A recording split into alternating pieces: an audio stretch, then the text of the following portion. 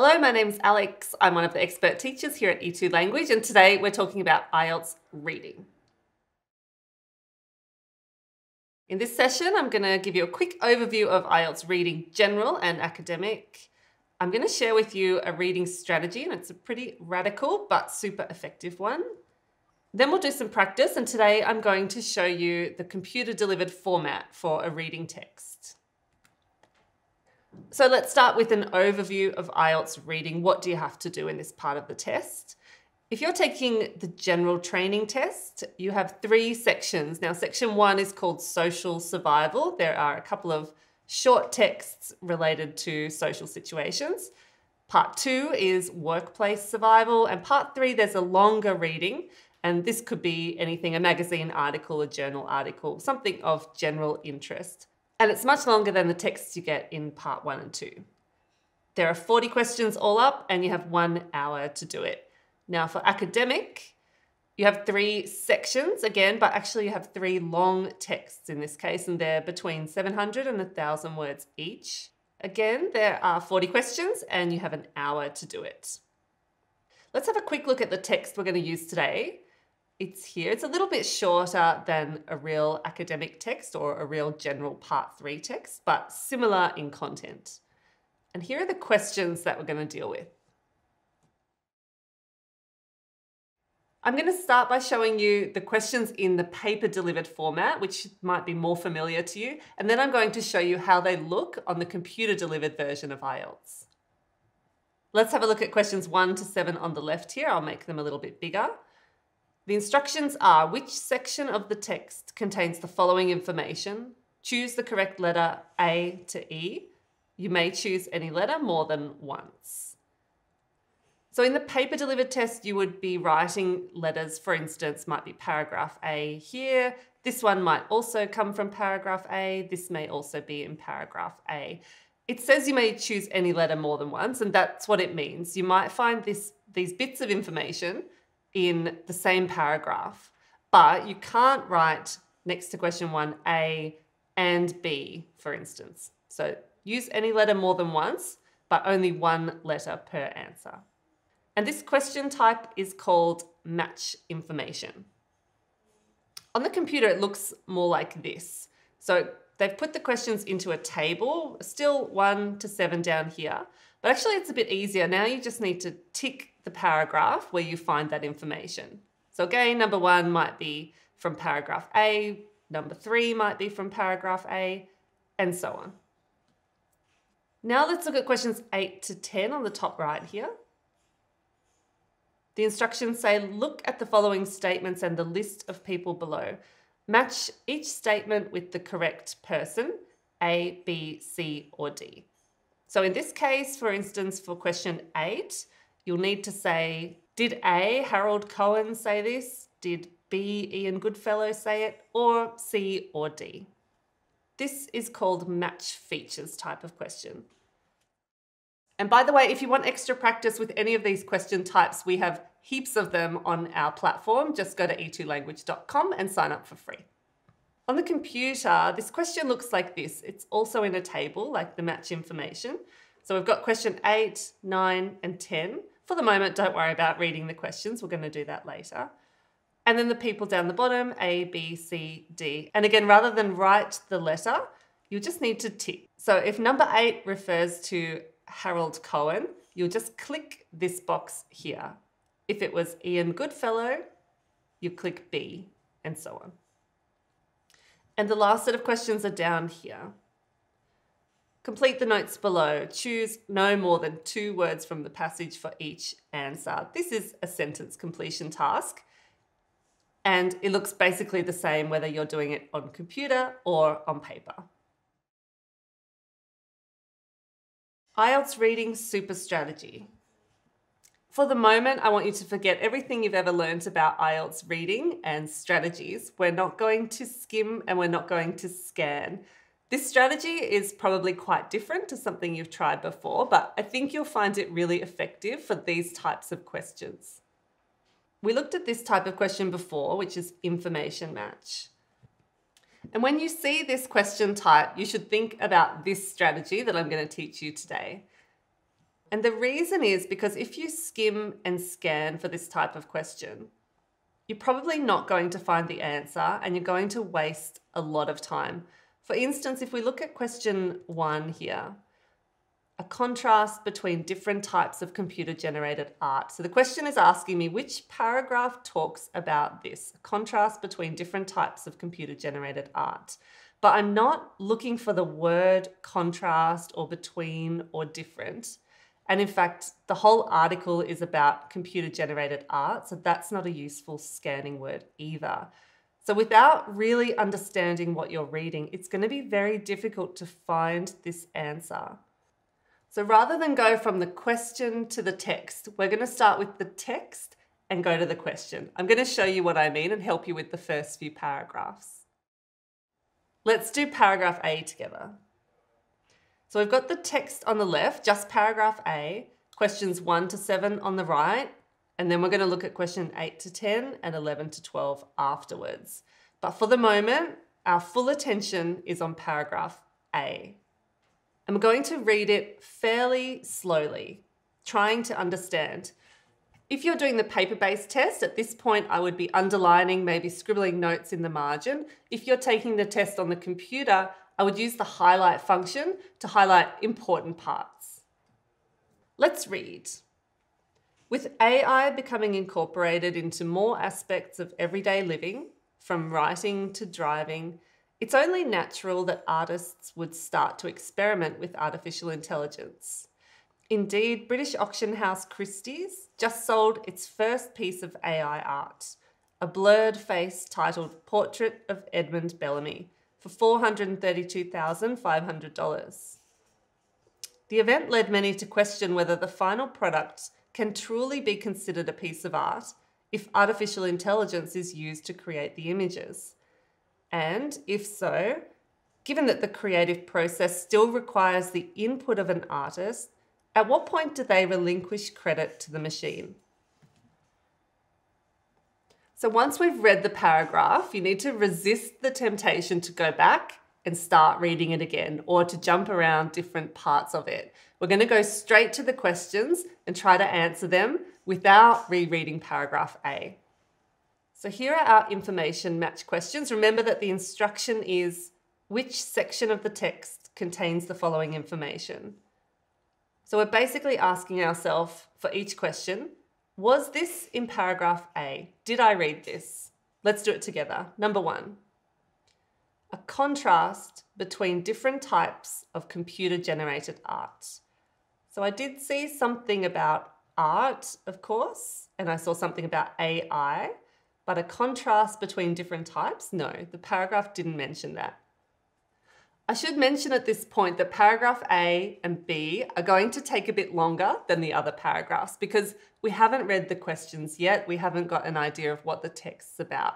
But investing a little bit of extra time here is going to pay off later. When you get to paragraph D and E, you've almost memorized the questions and you're going to really speed up. Let's keep going. Number 2, a reference to an unintended outcome. I don't think we read anything about unintended outcomes. Examples of factors that create impressive art. Factors that create impressive art? No. Number 4, the way a particular artwork was created. Well, I know that the portrait was made with AI, but not much detail other than that, so probably not this. 5, examples of AI in other areas of daily life. Right at the beginning of paragraph A, it said AI was becoming incorporated into more aspects of daily living, of everyday living, from writing to driving. So yes, we did see examples of AI in other areas of daily life. So we'll give A a tick here. So once you've found one piece of information, that doesn't mean you should stop reading. This is not match headings, this is match information. So remember, there may be 2 or 3 answers from this paragraph. So let's keep reading. Number 6, the reaction of some to the sale of an artwork. Over here it says, the event led many people to question whether the final product can truly be considered a piece of art. So that is the reaction of some people. It led people to question something. So we can also give this a tick in column A. This information was in paragraph A. And the final one, a definition of algorithmic art. Well, we haven't seen anything about algorithmic art yet, so it's definitely not in paragraph A. So from those 7 questions, we've found 2 answers, and we don't stop there. We also want to have a look at the other question types and see if we can answer some of those questions before we leave paragraph A. So here's the next set of questions. Questions 8 to 10, the instructions are look at the following statements and the list of people below. Match each statement with the correct person, A, B, C, or D. So I'm focusing here on these 4 names, Harold, Ian, Pierre, and Daniel. Did we see any of these names in paragraph A? No, we didn't. So we don't need to even read questions 8, 9, or 10 at this point. The final set of questions are sentence completion, and these questions always come in order. So I'm just going to read the first question and see if I can answer it. If I can't, then there's no point reading the second one. Question 11, in a generative adversarial network, one algorithm has to create images and the other has to them. Okay, so we haven't read anything about a generative adversarial network yet, so I can't answer question 11. I'm going to ignore question 12 as well. So that is the end of paragraph A. And hopefully if we've read carefully, we don't need to come back to it at all. Instead, we move on to paragraph B and go through the same process all over again. Remember that I said paragraph A and B tend to take a little bit longer than the other paragraphs. So let's do B together and then I'll give you a chance to practice on your own. Here's paragraph B, let's read it. Over the last 50 years, several artists have written computer programs to generate art, also known as algorithmic art. It requires the artist to write detailed code with an actual visual outcome in mind. One of the earliest practitioners of this form is Harold Cohen, who wrote the program Aaron to produce drawings that followed a set of rules Cohen had created.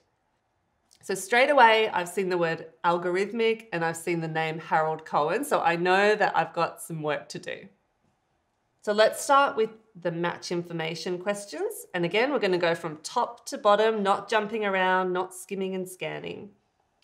Number 1, did we read this in paragraph B? A contrast between different types of computer-generated art. Did it give us a contrast? No, it didn't. A reference to an unintended outcome, something a person didn't expect to happen? No. Examples of factors that create impressive art. Have we got examples of factors there? No. Number 4, the way a particular artwork was created. An important thing here is a particular artwork. So we know how Harold Cohen produced his drawings, but one particular artwork, no, the paragraph didn't tell us about that. 5 and 6 we've already answered, but if you're not confident, then you should check them again here. And number 7, a definition of algorithmic art. Up here at the start, it says, artists have written computer programs to generate art, also known as algorithmic art. So algorithmic art is computer programs that generate art. That's the definition in the part before it in the sentence. So yes, this paragraph did contain a definition. We give column B a tick. On to the next set of questions now. And we saw this name, Harold Cohen. One of the earliest practitioners is Harold Cohen, who wrote the program to produce drawings following a set of rules he created. So let's go through 8, 9, and 10 and see, does this reflect Harold Cohen or not? So number 8, did Harold Cohen develop algorithms used to make most of the recent AI art? Did he develop algorithms used to make most of the recent art? It doesn't say that, right? Number 9, did he research the mind's reaction to art? No. Number 10, did he develop a computer program to create art according to his vision? So back to the paragraph, it said it requires the artist to write code with an actual visual outcome in mind. One of the earliest practitioners of this form is Harold Cohen. So that's a pretty good representation of 10. He developed a computer program to create art according to his vision. So let's give that a tick. 10A, Harold Cohen. For questions 11 and 12, just check again. Have we read about a generative adversarial network? Not yet. So we can ignore 11 and 12 again. So we've done paragraph A and paragraph B. I want you to have a go now at paragraphs C, D, and E. Here's paragraph C. Now, because this is a new strategy, I don't want to worry about timing. So just pause the recording whenever you need to read or to answer the questions. Here's the paragraph. Pause and read it. And here are questions 1 to 7. Again, pause the video and try to answer as many questions as you can. Let's check this together. Now, number 1, a contrast between different types of computer-generated art. This part of paragraph C contains this contrast, particularly the second sentence. Artists create algorithms not to follow a set of rules, that's one type of computer-generated art, but to learn a specific aesthetic by analysing thousands of images. That's the other type of computer-generated art. So we put a tick in column C. Column C contains this information. Question 2, a reference to an unintended outcome, and 3, factors that create impressive art, were not included in paragraph C. But there was more information about how these artists use technology to produce the portrait of Edmund Bellamy, one particular artwork. So that was question 4. Question 4 was in paragraph C. Now here are questions 8 to 12. Pause the recording and see how many you can answer. Let's check. First thing you probably noticed was the name, Pierre Fautrel. But when you read 8 and 9, and this can happen in a question like this, there may be a name that doesn't fit any of the statements. And in fact, in this case, there are 3 statements and 4 names. So you could be certain that one of them will not fit. For questions 11 to 12, we haven't reached this section yet, so we can't answer. We're up to paragraphs D and E. These are the final 2 paragraphs. So I'm going to put them on the screen. Pause the video and take as long as you need to answer all the questions. Remember to follow the strategy by reading the paragraph first and the questions second. Pause the video now.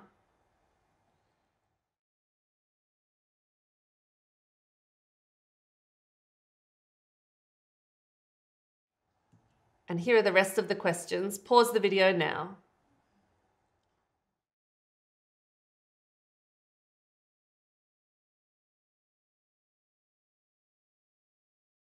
Let's go through the questions together. And by the way, if you want to do this in the paper delivered format, just jump over onto our blog where you can download it.